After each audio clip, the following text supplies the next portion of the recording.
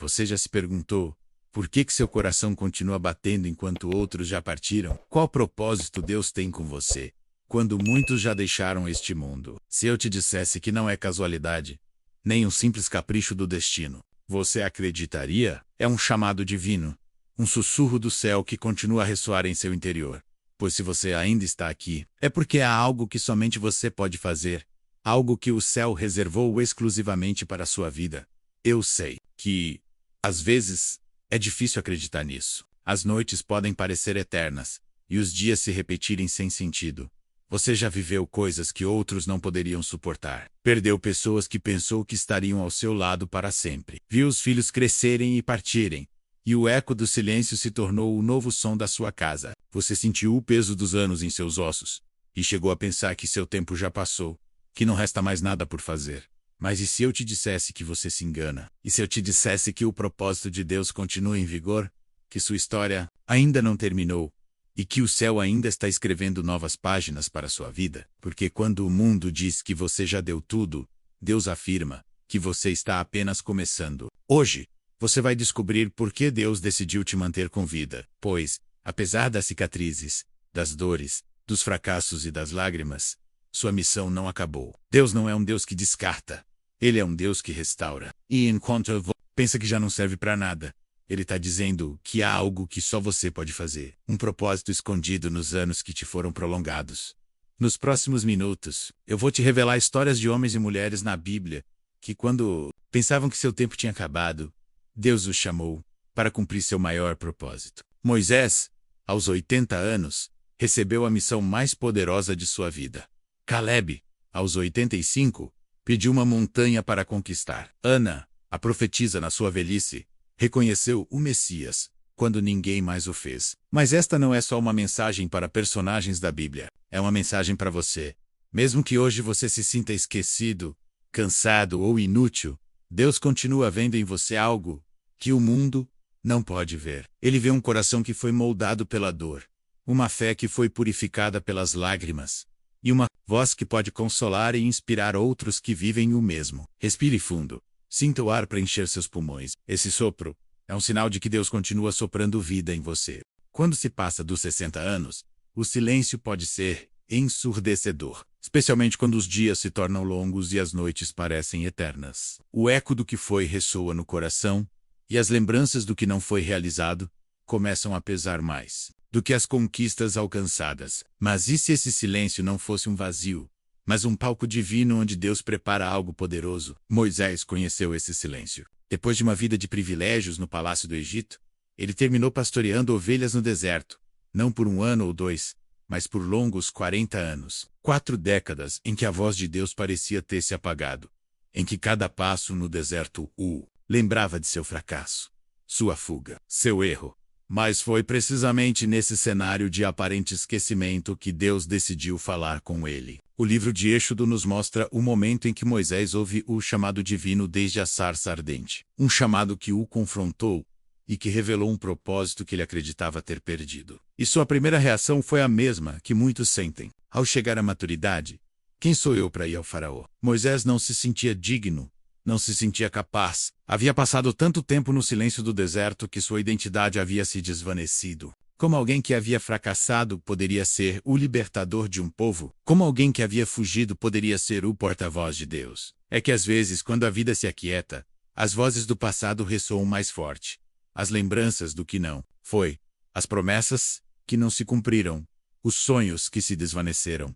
Mas Deus não desperdiça o silêncio. Ele o utiliza para revelar propósitos ocultos, aqueles que só podem ser compreendidos quando o barulho da juventude se aquietou. Moisés não recebeu seu chamado nos anos de sua fortaleza física, nem quando era o príncipe poderoso de Egito, mas quando já não tinha nada a perder. É que às vezes, Deus espera que nossas mãos estejam vazias para enchi-los de propósito eterno. Você já se sentiu assim?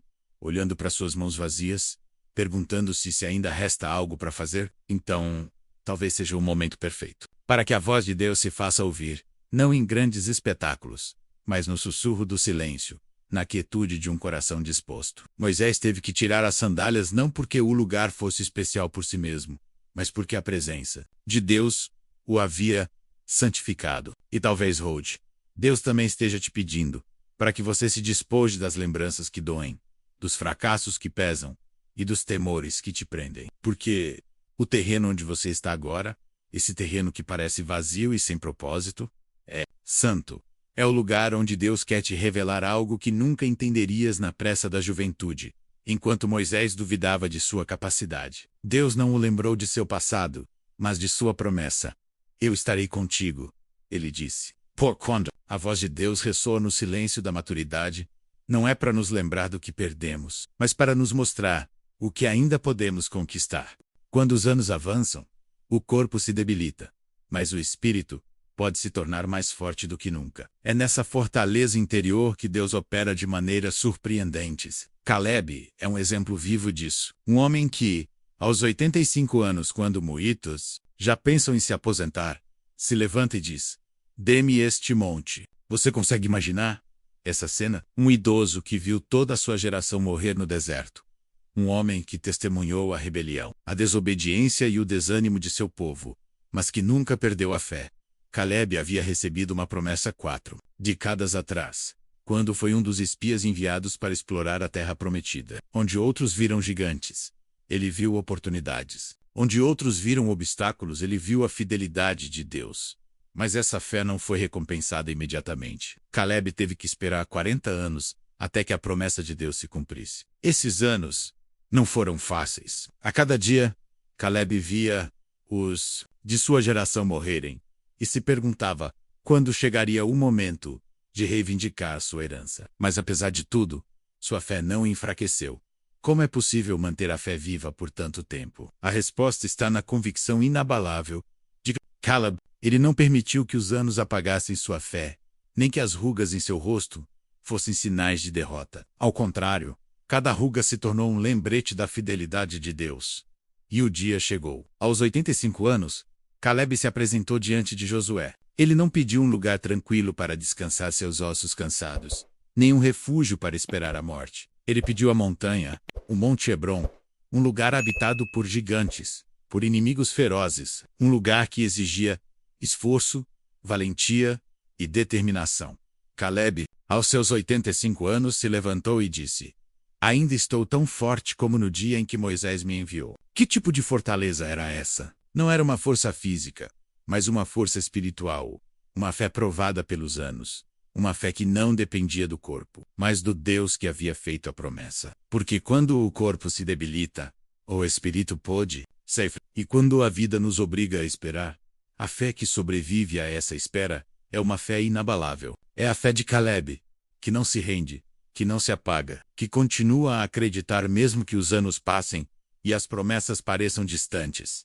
Hoje, talvez você sinta que os anos passaram e que a promessa não chegou. Talvez você se sinta cansado, exausto, e pense que não resta mais nada para reivindicar. Mas Deus continua sendo o mesmo. A promessa continua de pé. E enquanto você tiver fôlego em seus pulmões, enquanto seu coração continuar batendo, ainda pode se levantar e dizer: "Dê-me este monte." Porque a verdadeira fortaleza não está nos músculos, mas no espírito. Não está no que o corpo pode fazer, mas no que a fé pode alcançar. E hoje, Deus continua buscando homens e mulheres como Caleb. Pessoas que, apesar dos anos, continuam crendo.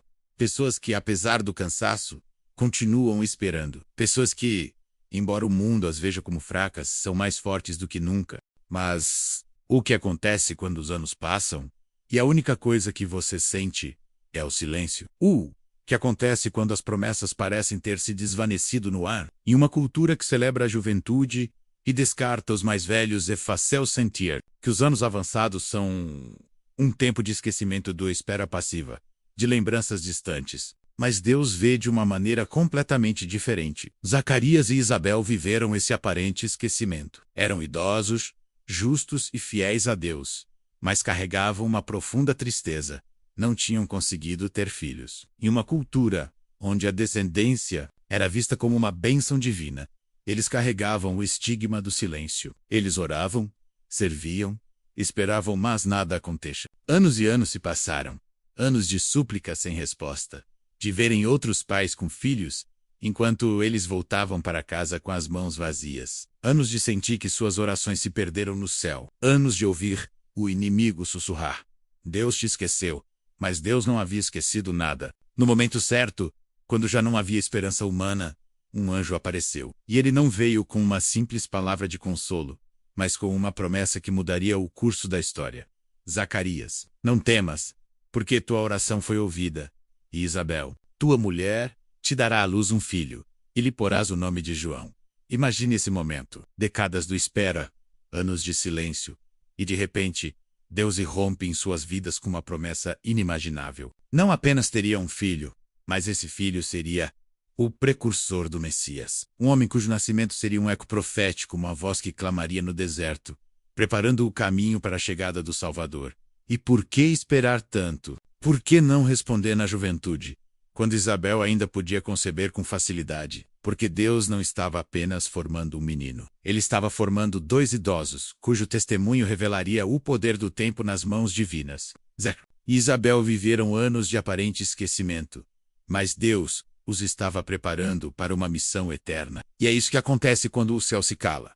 Deus não está ignorando, está trabalhando, não está atrasando, está aperfeiçoando. Porque algumas promessas não se cumprem na juventude, mas na maturidade, quando o coração está mais moldado, quando a fé foi provada, quando a dependência de Deus é mais profunda. Hoje, talvez, você se sinta como Zacarias e Isabel. Sinta que suas orações caíram no vazio, que os anos se passaram e o que você esperava nunca chegou. Mas a perspectiva divina não é a perspectiva humana. Deus não mede o tempo como nós. Ele não descarta. Ao contrário, ele os escolhe para fazer coisas que os jovens não suportariam. Porque quando Zacarias saiu do templo, não era o mesmo homem. Saiu mudo, mas cheio de uma revelação. Saiu com um coração ardendo de esperança, sabendo que o impossível havia sido declarado sobre sua vida. Então, e se hoje o céu estivesse preparando uma promessa inesperada para você? E se em vez de se perguntar por que Deus demorou tanto, você começasse a se perguntar o que ele está prestes a fazer? Porque o que parece esquecimento nas mãos de Deus é um tempo de preparação. E quando ele decide falar, o faz com uma promessa que transcende gerações. Para Deus, os anos avançados não são sinônimo de estagnação, mas de frutificação. No Salmo, o Senhor nos deixa uma promessa clara e poderosa. O justo florescerá como a palmeira. E o mais impactante é o que diz um pouco mais adiante. Ainda na velhice darão frutos. Ou seja, Deus não espera apenas que demos frutos na juventude, quando as forças abundam e a energia parece inesgotável. Ele espera que demos frutos também na velhice, quando as mãos tremem e o corpo se debilita, quando o mundo diz que não há mais nada a oferecer. Mas que tipo de fruto é esse? O fruto da juventude é vigoroso, visível e ativo. Não, o fruto da velhice é diferente. É um fruto que foi cultivado com paciência, regado com lágrimas e provado pelos anos. É um fruto que carrega a essência do caráter divino, da experiência vivida, do testemunho amadurecido em meio às provas. Olhemos para a palmeira. Por que Deus a usa como símbolo de frutificação na velhice? Porque a palmeira cresce lentamente. Enquanto outras árvores crescem rapidamente, a palmeira leva seu tempo. Suas raízes se estendem profundamente, buscando água em lugares onde outras não poderiam alcançá-la. Assim também é a vida de um justo que caminhou com Deus durante décadas. No início pode parecer que não há fruto a-no-se do oracal, serviço e entrega que não parecem dar resultados. Mas, enquanto o mundo se concentra nas conquistas visíveis, Deus está aprofundando as raízes, está permitindo que a fé se estenda na dependência e na confiança inabalável. E quando chega o momento, esse justo começa a dar um fruto que não murcha, um fruto que outros não podem ignorar, um fruto que nutre gerações, que fortalece os mais jovens e que dá sombra aos cansados. Você percebe? Deus não te manteve aqui para ser um espectador. Ele te manteve aqui para que você floresça, não com a intensidade impetuosa da juventude, mas com a serenidade firme da maturidade. Porque o fruto que é produzido na velhice não é apenas para você, mas para os que te rodeiam. É para aqueles que buscam um conselho, uma palavra de sabedoria, uma oração sincera. Esse testemunho tem um peso espiritual imenso. Não é teoria, é vida. Não é conhecimento, é experiência. Talvez hoje você se sinta cansado. Talvez pense que não resta nada a fazer. Mas Deus diz o contrário. Ele diz que você ainda pode florescer, que ainda pode dar um fruto que outros precisam, que ainda pode marcar vidas e impactar gerações. Porque enquanto você tiver fôlego, há uma missão a cumprir. E esse fruto, que você é chamado a dar nesta fase, é ainda mais valioso, mais doce e mais profundo do que o fruto da juventude.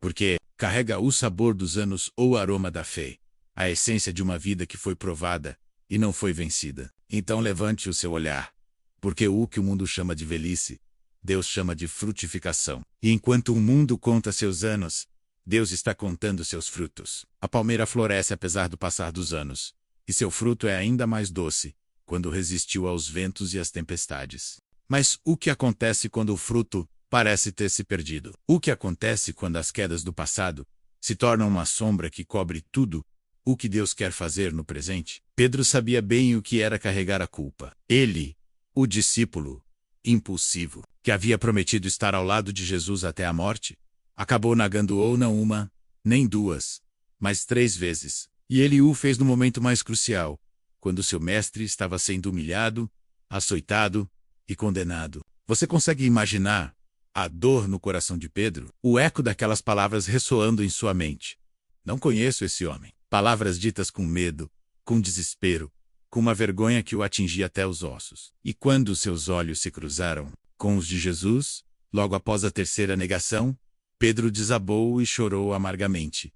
Mas esse não foi o fim de sua história. Jesus havia sido crucificado e ressuscitado. E Pedro continuava se sentindo um traidor, um homem quebrado, alguém que havia falhado da pior maneira possível. Ele se afastou do grupo, voltou à sua antiga vida de pescador, porque o que mais poderia fazer alguém que havia falhado tão terrivelmente? Mas então, Jesus o procurou. Em João, vemos Jesus se aproximar da margem, exatamente onde Pedro e os outros discípulos estavam pescando. Ele não foi para reprová-lo.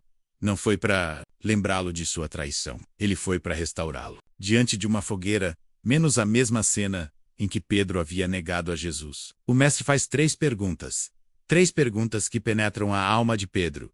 Simão, filho de Jonas, você me ama? Nesse momento, Jesus não pede explicações, não exige promessas de perfeição, não o lembra de seu fracasso. Ele apenas pergunta: você me ama? Porque a restauração não começa quando tentamos apagar o passado, mas quando reconhecemos que, apesar das quedas, ainda amamos a Deus, e que esse amor, mesmo que imperfeito, pode ser o ponto de partida para um novo começo. E quando Pedro responde com um sim, Senhor, tu sabes que te amo, Jesus não o rejeita. Pelo contrário, ele lhe dá uma missão: apacenta as minhas ovelhas. Em outras palavras, Jesus estava dizendo: sim, você falhou.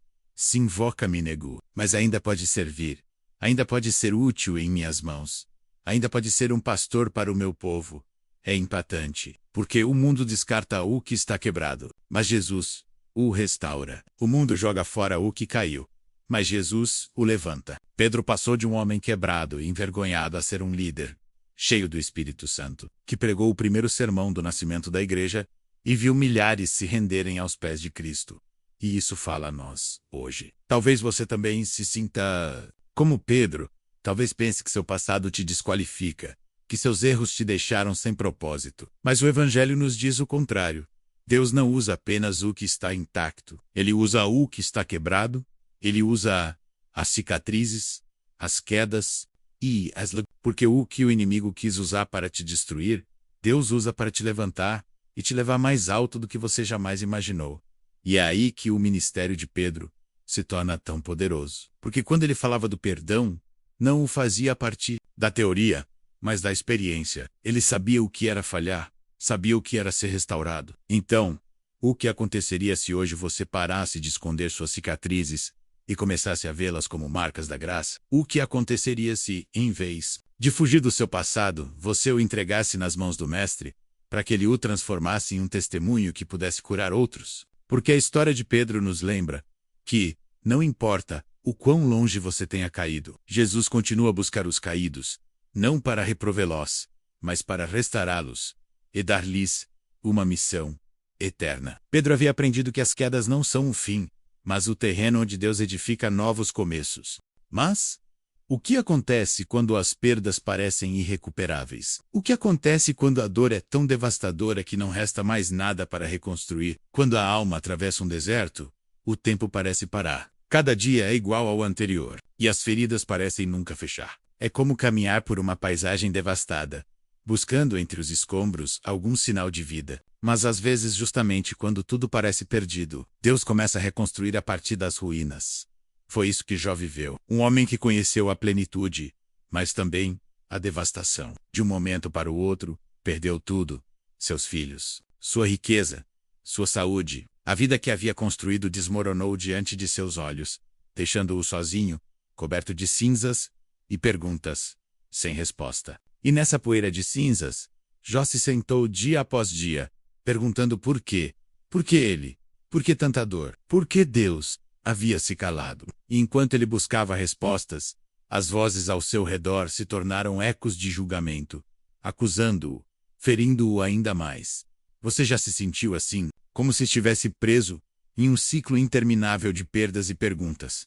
Como se a dor do passado tivesse se tornado sua única companhia, e as vozes que deveriam te consolar apenas aprofundassem as feridas? Mas o livro de Jó nos revela algo impactante. O momento da restauração não chega quando tudo volta a ser como antes. Chega quando o coração decide soltar, perdoar e orar por aqueles que o feriram. Em Jó, encontramos uma chave poderosa. E o Senhor restaurou o bem-estar de Jó, quando ele orou por seus amigos, e dobrou todas as coisas que Jó possuía. Deus não restaurou Jó antes que ele orasse por seus amigos, mas depois. Poucas vezes, o que bloqueia a restauração não é a dor do que perdemos, mas o ressentimento que acumulamos. E enquanto o coração se apega às feridas, as mãos permanecem fechadas para receber o novo que Deus quer dar. Mas Jó, em sua desolação, tomou uma decisão radical. Em vez de continuar reivindicando o que havia perdido, orou por aqueles que o machucaram. E nesse ato de rendição, o céu se abriu. Deus não lhe devolveu os mesmos filhos, nem as mesmas posses. Ele lhe deu algo novo.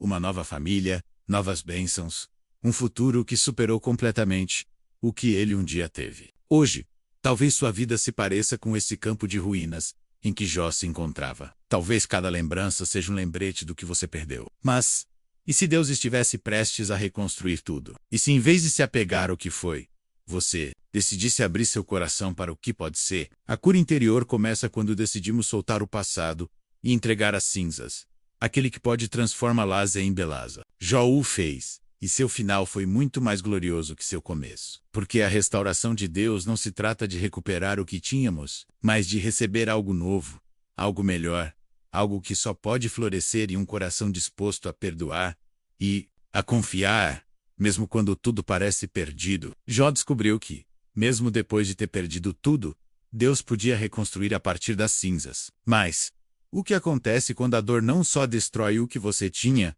mas também sua vontade de seguir em frente? Mas o que acontece quando a dor não só destrói o que você tinha, mas também a sua vontade de seguir em frente? O que acontece quando, em vez de se levantar, você só quer se esconder e desaparecer? Às vezes, depois de ter perdido tudo, o coração busca refúgios escuros, lugares para esconder a dor, para ocultar as cicatrizes, para nos convencer de que não resta mais nada a fazer. Foi o que aconteceu com Elias, um homem que havia sido testemunha do poder restaurador de Deus, mas que agora se encontrava escondido em uma caverna, acreditando que sua história havia terminado. Elias havia visto o fogo descer do céu, havia vencido os profetas de Baal, havia sido um instrumento de grandes milagres. Mas após receber uma ameaça de morte de Jezabel, o mesmo homem valente que desafiou multidões agora corria desesperado, buscando um lugar para desaparecer. Sentia-se sozinho, exausto e, acima de tudo, inútil. De que valeu todo o meu esforço, os anos de entrega e de sacrifício? A voz do inimigo ecoava em sua mente.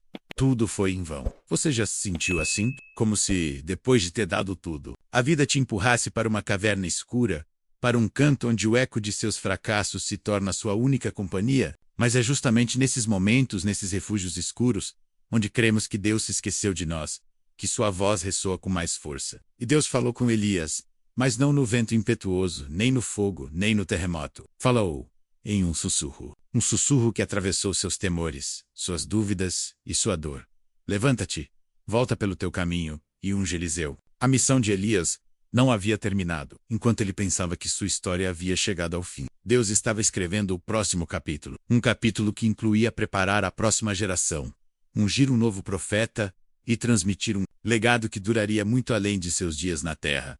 Hoje, talvez você se encontre em sua própria caverna. Talvez tenha se convencido de que não resta mais nada a fazer, que os melhores dias ficaram para trás, que o que você construiu desmoronou sem remédio. Mas Deus continua sendo o mesmo, e sua voz ainda ressoa no silêncio. Levanta-te.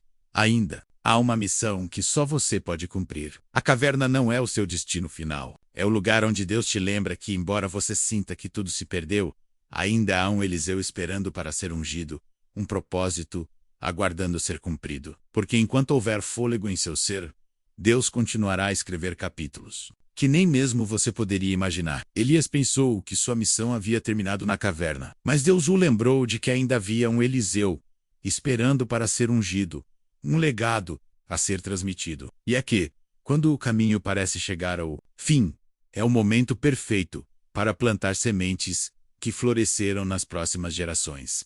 E é que, quando o caminho parece chegar ao fim, é o momento perfeito para plantar sementes que floresceram nas próximas gerações. Na Bíblia, encontramos um exemplo poderoso disso na história de Timóteo, um jovem cuja fé não surgiu do nada. Foi uma fé semeada, regada e cultivada por duas mulheres que marcaram sua vida de maneira transcendental: sua avó Loide e sua mãe Eunice. Paulo escreve em sua segunda carta a Timóteo, trazendo à memória a fé não fingida que há em ti, a qual habitou primeiro em tua avó Loide e em tua mãe Eunice, e estou certo de que também em ti.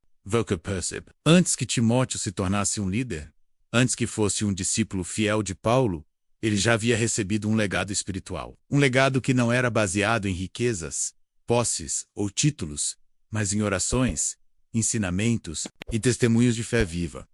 Loide e Eunice não pregaram em grandes praças, não escreveram epístolas, nem tiveram um ministério público, mas fizeram algo que impactaria gerações. Semearam a fé no coração de uma criança, e essa semente cresceu até se tornar um líder espiritual que influenciaria a igreja primitiva. Hoje, talvez você sinta que os dias de grandes batalhas ficaram para trás, que os momentos de grandes conquistas se desvaneceram no tempo. Mas, e se sua maior missão agora fosse deixar um legado espiritual que transformasse vidas, que transcendesse o tempo, que perdurasse muito além de seus anos? Na Terra, esse legado não se deixa com discursos grandiosos ou com gestos impressionantes. Ele é construído no cotidiano, naquelas conversas a sós com um neto, naquelas orações a portas fechadas, naquele exemplo silencioso de fidelidade e confiança em Deus, mesmo quando as forças se debilitam. Porque o mundo se concentra em deixar heranças materiais, mas o reino de Deus nos chama a deixar heranças eternas, sementes que crescem em corações jovens, naqueles que buscam um rumo, que precisam ver que a fé não é apenas teoria, mas vida vivida. O mais impactante é que você não precisa de um púlpito ou de uma grande plataforma para fazer isso. Loide e Eunice fizeram em casa, com um menino pequeno que absorvia cada palavra, cada ensinamento, cada oração. O que semearam nele, viram florescer em Timóteo. Hoje, Deus te chama a fazer o mesmo, a ser uma Loide, a ser uma Eunice, a aproveitar cada momento como uma oportunidade para semear a fé nos corações que te rodeiam. Porque o que parece pequeno aos nossos olhos, nas mãos de Deus, se torna um legado eterno. Então quem está esperando para receber sua herança espiritual? Quem é esse Timóteo em sua vida que precisa ouvir suas palavras, sentir suas orações e ver sua fé em ação? Porque enquanto houver fôlego em seu ser, ainda há tempo para deixar uma marca eterna, para transmitir a fé, para regar as sementes, para preparar o terreno onde as próximas gerações caminharão. Timóteo foi marcado pelas orações e ensinamentos de sua avó Loide e de sua mãe Eunice, um legado espiritual transmitido de geração em geração. Mas o que acontece quando o passar do tempo já não te permite falar, ensinar ou guiar fisicamente? O que acontece quando as forças diminuem e parece que tudo o que resta é orar? É nesse momento que as orações se tornam a arma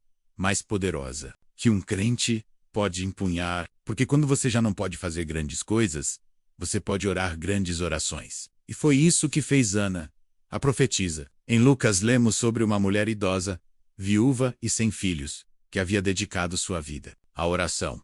Ana não tinha um púlpito, não tinha seguidores, não tinha um ministério visível, mas tinha um altar, um lugar onde sua voz ressoava dia e noite, intercedendo, clamando, esperando. Ana havia perdido seu esposo fazia décadas. Qualquer outra pessoa poderia ter dito que sua vida havia terminado, que já não restava nada a fazer. Mas Ana decidiu entregar seus dias ao templo.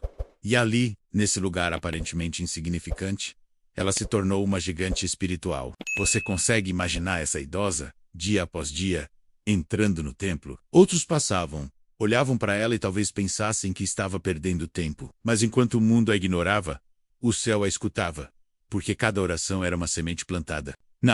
E foi precisamente ali, no templo, onde Ana recebeu a maior revelação de sua vida. Enquanto orava, persistia e sussurrava orações ao céu. Seus olhos viram o Messias, um bebê, nos braços de uma jovem mãe. Um menino que era a promessa viva de tudo o que ela esperava. Lucas nos diz que Ana deu graças a Deus e começou a falar daquele menino a todos os que esperavam a redenção em Jerusalém. A mulher que parecia esquecida, sem influência e sem família, se tornou a primeira profetisa a anunciar o Salvador. O que isso nos ensina? Que as orações persistentes dos idosos têm um poder que transcende gerações. Ana não viu Jesus caminhar sobre as águas ou ressuscitar os mortos, mas suas orações prepararam o terreno para tudo o que viria depois. Hoje, talvez você sinta que já não pode fazer muito. Talvez seu corpo já não te permita servir como antes, sair como antes, trabalhar como antes. Mas você ainda pode orar. E essas orações, como as do Ana, têm o poder de marcar gerações, de abrir caminhos, de tocar corações. Porque enquanto houver fôlego em seu ser, você ainda pode interceder pelos seus. Ainda pode levantar um clamor por aqueles que virão depois de você. E quando seus olhos se fecharem, e seus lábios já não puderem pronunciar palavras, suas orações continuarão a ressoar na eternidade. Então, por que você está disposto a orar hoje? Que clamor você quer deixar no céu como um legado eterno? Porque talvez você não veja o fruto agora, mas o Deus que ouviu Ana continua te ouvindo. Ana encontrou na oração uma arma poderosa, demonstrando que, mesmo quando o corpo se debilita, o espírito ainda tem a capacidade de mover montanhas. Você chegou até o final. E isso diz muito sobre você. Em um mundo onde tudo acontece tão rápido, onde os vídeos são consumidos em segundos, e onde pouco se detém para aprofundar no espiritual, você escolheu ficar, escolheu ouvir, aprender, meditar. E isso não é comum. Não é uma coincidência. Isso é um sinal de que você está entre os poucos que estão despertando. Ao longo desta jornada, você descobriu verdades poderosas que podem redefinir sua vida. Você aprendeu que, embora os anos passem, Deus não se esquece que quando o corpo se debilita, o espírito pode florescer com mais força do que nunca. Que a restauração de Deus não apenas devolve o que foi perdido, mas o multiplica e transforma em algo muito mais glorioso. Você viu como Moisés foi chamado aos 80 anos, como Caleb pediu uma montanha aos 85, como Ana encontrou seu propósito na oração, como Jó foi restaurado das cinzas, como Elias ouviu a voz de Deus no silêncio, e como Paulo escreveu suas cartas mais poderosas de uma prisão. E o que tudo isso significa para você? Significa que enquanto seu coração continuar batendo, Deus não terminou com você. O que pareceu o fim é apenas o prelúdio de um capítulo muito maior. Os sonhos que você acreditou terem se perdido podem ser revividos.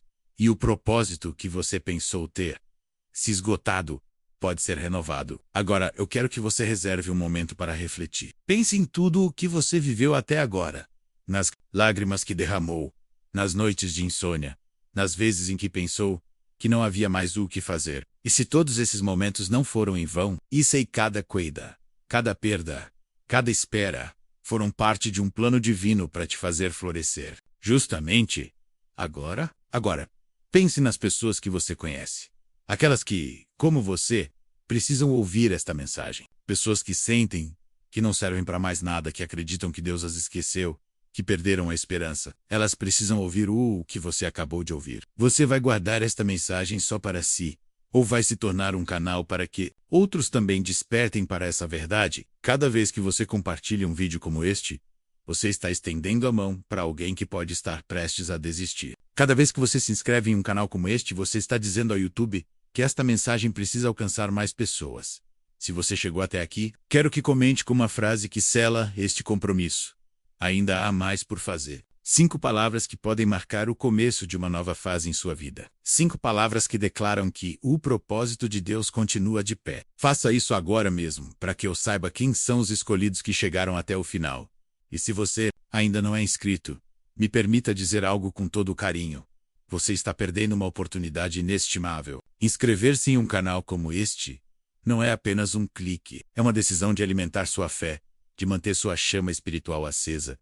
Este canal não é um simples espaço de vídeos. É um altar onde Deus continua a falar, a revelar e a despertar sonhos que pareciam mortos. Por isso, não deixe que esta semente morra. Faça menos a crescer e inscreva-se. Compartilhe. Mantenha-se conectado, porque você faz parte desta comunidade de fé. Antes de nos despedirmos, sinta a paz que só Ele pode dar. A conexão que você estabeleceu com esta mensagem é única. Now, intro. Saia com a certeza de que Deus está contigo, de que Ele te equipou para enfrentar qualquer desafio e de que em suas mãos, sua vida está segura. Obrigado por estar aqui, por abrir seu coração e por permitir que Deus falasse com você. Nos vemos no próximo vídeo, onde continuaremos a explorar as maravilhas de sua palavra e a fortalecer nossa fé juntos. 8